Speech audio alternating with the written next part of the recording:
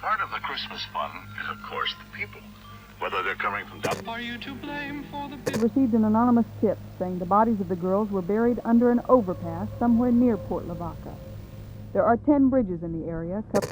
On December 23rd of 1974, 3 young girls set out to do some last-minute Christmas shopping in Fort Worth, Texas, heading for Sears late in the morning, around 10:30 to 11 a.m., having a curfew for around 4 p.m., as one of the girls was going to a family gathering afterwards. As time passed, the curfew wasn't met, and their families quickly realized that something was wrong. They headed to Sears, only to find their car locked in the parking lot with the gifts the girls had bought inside.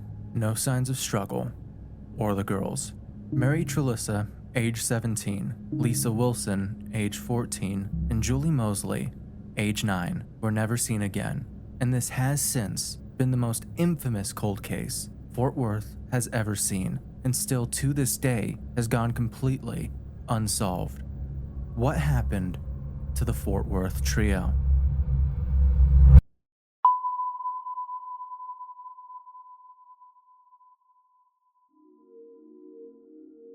The 70s. A time that feels almost alien nowadays, and honestly not many of us remember. Nixon just resigned due to the Watergate scandal. The Vietnam War was coming to an end, and political tensions were very much on the rise. Texas during the time was dealing with a 99.4% increase in violent crime. Fort Worth was no exception. The double homicide of Mary Handy and Robert Goslin in 1972, Becky Martin 1973, Carla Walker 1974, and many, many more. Within the early 70s, there were a lot of missing people, and a lot of murders taking place within the wider Fort Worth area, especially against younger women. Many of the murders taking place at this time ended up as cold cases, some of which would only be solved fairly recently. Unfortunately, not the case for our missing trio.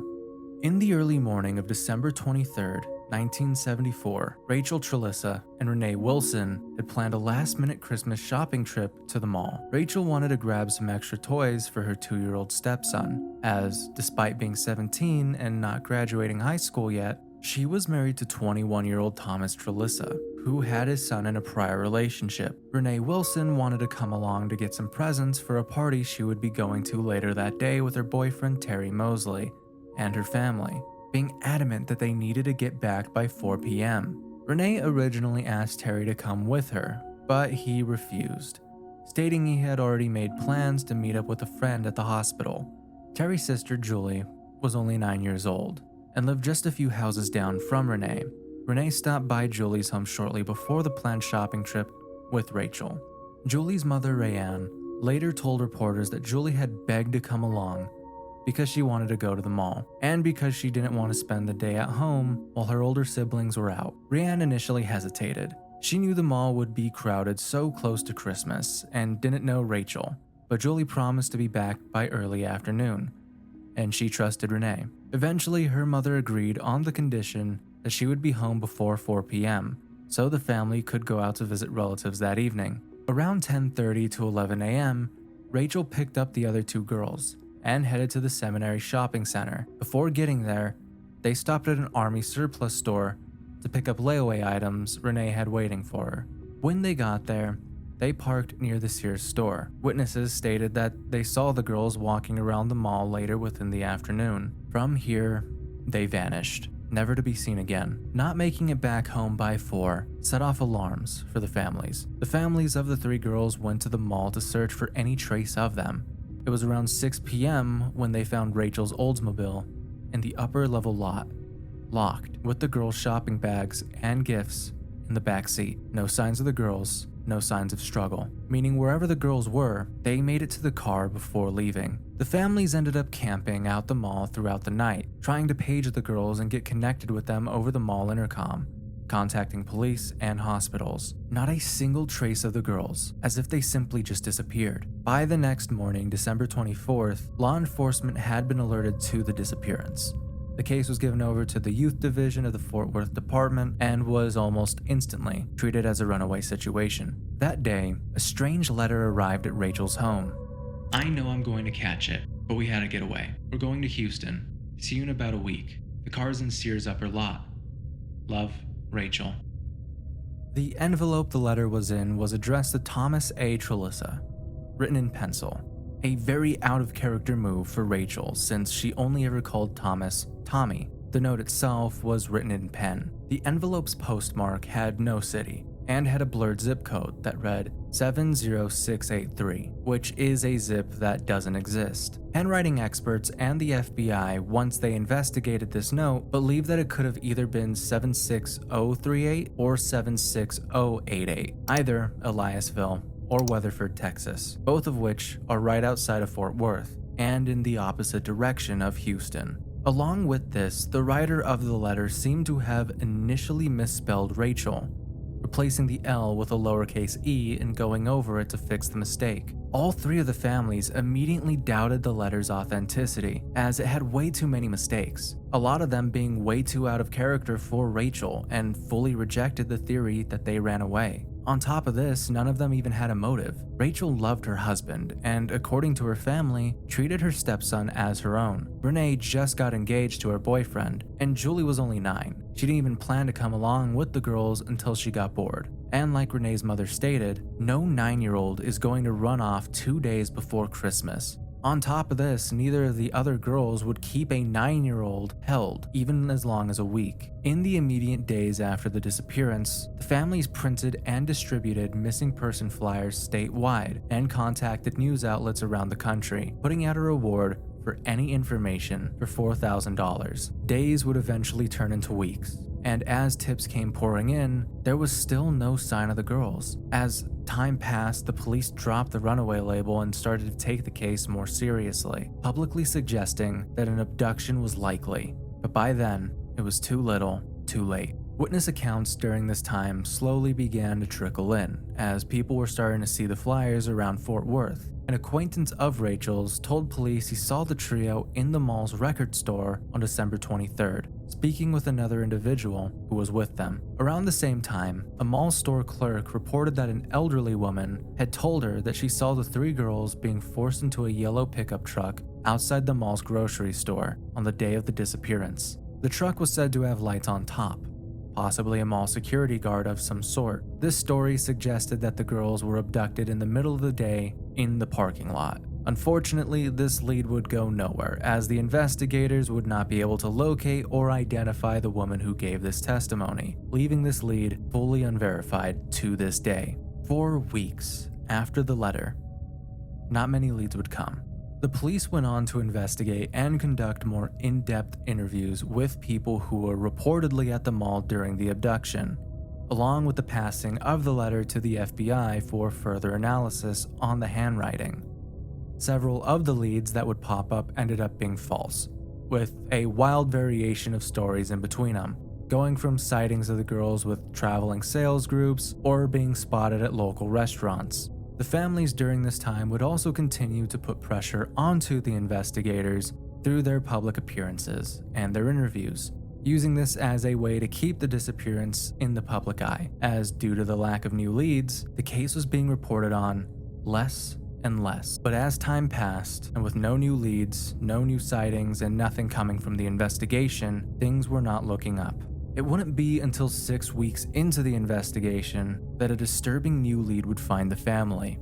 On February 6th of 1975, a distressing call would be sent to the Mosley's house and picked up by Julie's mother. When she answered, she said that she heard a little girl's voice say "Mama" before it was muffled out, followed by crying or some sort of moaning. When Julie's mother asked if it was her, a male voice whispered, "It was her," before the line went dead. Mrs. Mosley was very convinced that the voice was her 9-year-old daughter's, telling the Fort Worth Star-Telegram, "I'd be willing to swear it was her." Unfortunately, the call was never able to be traced as it was just too brief. But another call did occur, this time to Rachel's family. Rusty Arnold, the brother of Rachel, was the one to pick up the call, stating that it was a man who told him they knew what happened to the girls and gave them an address before hanging up. This lead was actually followed up on by police and unfortunately led to nothing. These 2 calls, as stated, never really led to anything and could have easily been some sort of sick prank, but the families were adamant that there had to be something to them, especially the call with what Julie's mom believed to be her daughter. Another month would go by before there were any leads. That March, police learned of another possible abduction sighting that may have been tied to the elderly woman they couldn't find. Allegedly, an elderly woman told mall employees that she witnessed a man hustling the girls into a pickup truck, which would align with the prior truck lead, but again, this woman would go unfound. The families weren't waiting around for leads from the police during this time, however. They were still doing whatever they could to help the search, canvassing neighborhoods, putting up flyers, even turning to more unconventional methods. Due to the months of nothing turning up, the families did become desperate and got in contact with a well-known psychic named J. Joseph. He met the family, volunteering his assistance and even donating to the reward fund, giving them an ominous message, saying that if he never contacted them again, it meant the girls were dead, and after a single session with the families, he would never contact again, telling the press that he felt something wrong with the letter and that the girls were taken up north towards Oklahoma or Illinois, being held against their will with something to do with drugs.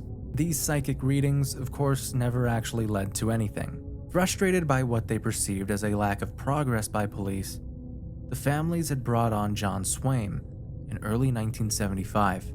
Swaim was a former journalist working for the Fort Worth Star-Telegram, changing career paths in the 70s, and he aggressively pursued leads while keeping the case in the public eye, holding press conferences and even pressuring Fort Worth police to grant him access to the files. Due to Swaim's investigation, a possible suspect was actually found. He uncovered that a local 28-year-old was routinely making obscene calls to young women within the Fort Worth area. This man worked at a store that Rachel applied for a job at before she vanished, even living within the same neighborhood as Rachel before she got married, moving out shortly after. Using his job position, the man had been collecting personal information of female job applicants and then harassing them by phone. At least 6 young women had reportedly received sexual calls from this man. This obviously raised suspicion given the connection to Rachel. However, after the investigation, police could not find any evidence tying him to the missing girls, and he was never charged in relation to the case. Just another dead end. Almost 16 months would pass before a possible lead would show itself again. In April of 1976, 3 skeletons were found in an oil field in Brazoria County in Texas. Swaim had the skeletons examined, comparing them against the dental records and x-rays of the girls, and unfortunately, the bones came out to not be them, and instead were an entirely new case altogether, another dead end. On the 4th anniversary of the mystery, in 1978, Fort Worth police openly admitted that they had little evidence of what happened and had not been able to place the girls' fate beyond the mall's parking lot. And as time passed, things only became worse for the family. In 1979, John Swaim, the private investigator, died by an apparent drug overdose, which was ruled a suicide, and in a move that I can only describe as baffling, left instructions that upon his death, all files on the case he had collected should be destroyed. And for some reason, this is exactly what happened. I don't understand the thought process to this, and honestly this makes it seem more likely that there was foul play. Swaim was a well-known private investigator at the time, and was known for getting the answers by any means necessary. He gave over 3 years of his life to the Fort Worth missing trio case, trying his hardest to find these girls. It seems entirely out of character for him to want what he found to be destroyed. We don't know what type of information he had, and it ended up as just another hit to the family, losing such a pivotal piece in the investigation, along with any information he may have had. Of course, it could have been that maybe he was trying to save the family from heartbreak from false leads that he had gathered over the years, but this is just something that we'll never know. It would take several years after the girls vanished for new witness accounts to emerge, casting newer light on the case with kind of stale information. In 1981, a man from Houston told authorities that back on December 23rd, he had been in the Seminary South parking lot and saw a young man forcing a girl into a van. When the witness approached, the man with the van told him that it was a family dispute and to stay out of it. This account suggested a possible violent abduction in progress, but it surfaced too late. By 1981, the witness couldn't recall enough details to be actionable. That same year, Fort Worth police also interviewed a night watchman who had been on duty down the road at Alkin Laboratories on the night of December 23rd. The watchman claimed he saw a car drive into the Alkin parking lot containing 3 young women and 2 men inside, sometime late that night. He thought it odd enough to note, but he never connected it to the missing girls until much later. Investigators looked into this, but it led nowhere. The sighting could not be confirmed as the trio, and because of this, the lead went cold. In the spring of 1981, police discovered another set of skeletal remains, again in a swampy area of Brazoria County. For about a month, forensic work was done to compare these remains against the missing girls' profiles. Once again, the results were just heartbreak for the families. The bones did not belong to Rachel, Renee, or Julie, setting off yet another investigation into another murder, which honestly leaves me the question, what was going on in Brazoria County? At this point, the case officially went cold. Nearly 26 years went by with very little to go off of. The only probable eyewitness was an elderly woman who the police could never find, never being able to pin the girls anywhere but the parking lot. They simply just vanished, as if spirited away. After 26 years, the Fort Worth police officially reopened the case in January of 2001, assigning it to a homicide detective named Tom Bocher. Recognizing the likelihood of foul play, Bocher's team treated it as an abduction/homicide investigation rather than a runaway case. Over the next few months, investigators re-interviewed old witnesses and sought new ones. In a May 2001 press conference, Fort Worth police revealed that they had identified at least 20 new witnesses who saw the girls at the mall that afternoon. More importantly, and in my opinion more impressively, Detective Bocher stated that they had actually narrowed down their list of possible suspects to 5 individuals. He did not name anyone of interest publicly, but this was the biggest development in the case's history. Bocher also believed that the girls left with someone they knew, and that there was more than one person involved. During the renewed investigation, a new witness account made itself known. Bill Hutchins, a former Fort Worth police officer who in 1974 was one of the security guards at the mall. He came forward with information that he claimed had been completely overlooked. Hutchins told a local news station that on the night of December 23rd, around 11:30 p.m., he saw the 3 girls in the Sears parking lot in the company of a young male security guard. According to Hutchins, the girls were sitting in a pickup truck with this mall security guard. Despite the late hour, they appeared relaxed and were laughing and conversing with him, not showing any obvious distress. The scene looked like the girls were willingly in the vehicle. Hutchins said he didn't think much of it until he learned of their disappearance, at which point he reported it to the police within a few days of the incident. He claims no one followed up on this tip for decades. Only in 2001, when he again contacted investigators, did the police acknowledge his story. After Hutchins' 2001 interview, Fort Worth police announced that they had identified the security guard in question and interviewed him. This unnamed guard admitted he was working that night, but denied ever having the girls in his vehicle or any involvement in their disappearance. And I'm gonna be honest, I don't think that this account is the case at all. We know that the family was there at the mall all night, camping it out to find the girls. I highly doubt that they wouldn't see this if this was the case, especially since the family did everything in their power at the mall to get in contact with the girls. With no real evidence beyond Hutchins' year-old recollection, authorities could not verify the account at all. Either way, this lead reinforced the idea that the trio might have willingly walked into a car with someone who seemed safe, and this did match up with the account given by the unfound old woman. Around this time, investigators also revisited physical evidence with modern forensics. Notably, the letter from Rachel was preserved. And once DNA analysis technology became available, the letter was tested for any genetic material. The results did not match any profiles within the FBI's database or any of the girls. And again, after all of this, the case would go cold. Efforts would be made over the years, and the family still to this day have never given up the search for any answers. But still nothing.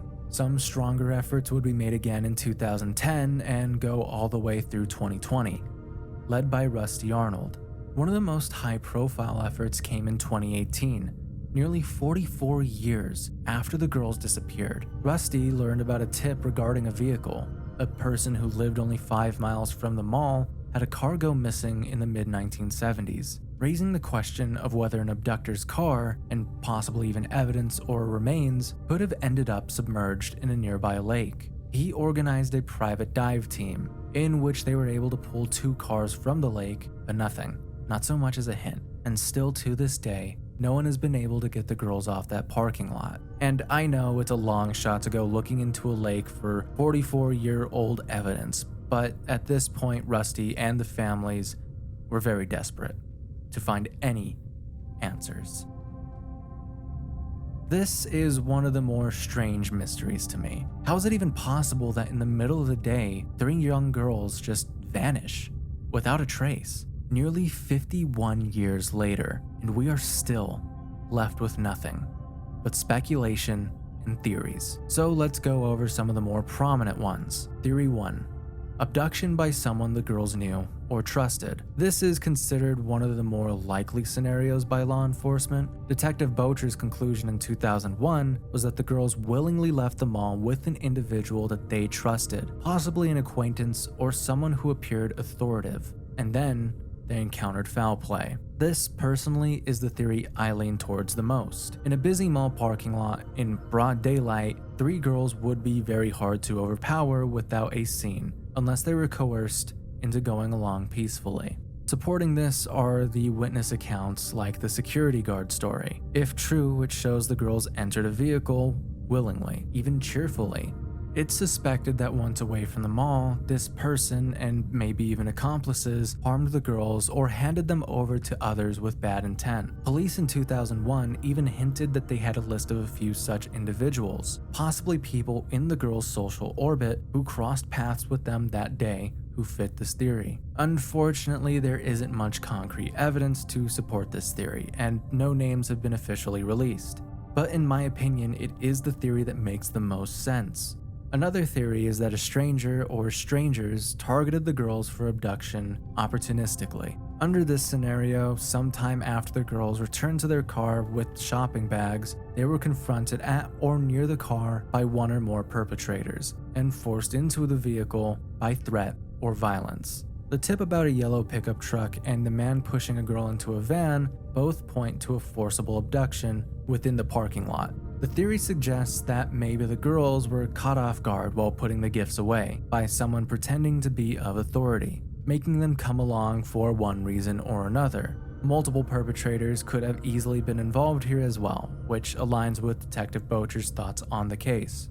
And another theory thrown around quite a bit with this case that honestly could mix in with the other 2 theories is the idea that they may have become victims of human trafficking. This honestly may have been the case, but federal and state investigators generally consider it unlikely that all 3 girls could have been trafficked and never surfaced. And as of today, the case is still open. The Fort Worth Police, FBI, and the family are trying to find whatever answers they still can, leaving the Fort Worth trio as one of the most infamous cold cases in Texas history. This is one of the more sad stories I think I've covered, and one of the more hopeless stories I've covered. But unfortunately, this is how many missing persons cases end up, especially children.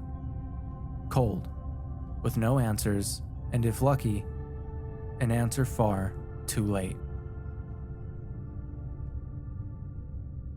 Before we end the video, I just wanted to make a quick couple announcements for the channel and the community as a whole. As you guys may know, YouTube has been changing quite a bit within the background, making weird changes to both their ad suitability and, of course, to the whole ID thing. Their ID checks have actually gotten so bad that YouTube now thinks that I am a teenager, despite them having my ID. Yeah, it's getting that bad right now. With all the changes that YouTube is making to the ads program and to the ID checks that they're doing, it's been a little bit of a battle to get things situated. Almost every single video that I have posted so far has been demonetized at one point or another. It has been a constant battle with YouTube to try and keep my stuff in the public's eye. Because if you don't know, if your video isn't monetized, your video doesn't get pushed. It's just how YouTube works, and it's very, very unfortunate. So if you would like to support me and help me kind of slow down the blow of YouTube demonetizing all of my videos, you can go ahead and join the membership program that we have up right now on YouTube. I would make a Patreon, but honestly, I don't have enough content to justify making a Patreon just yet,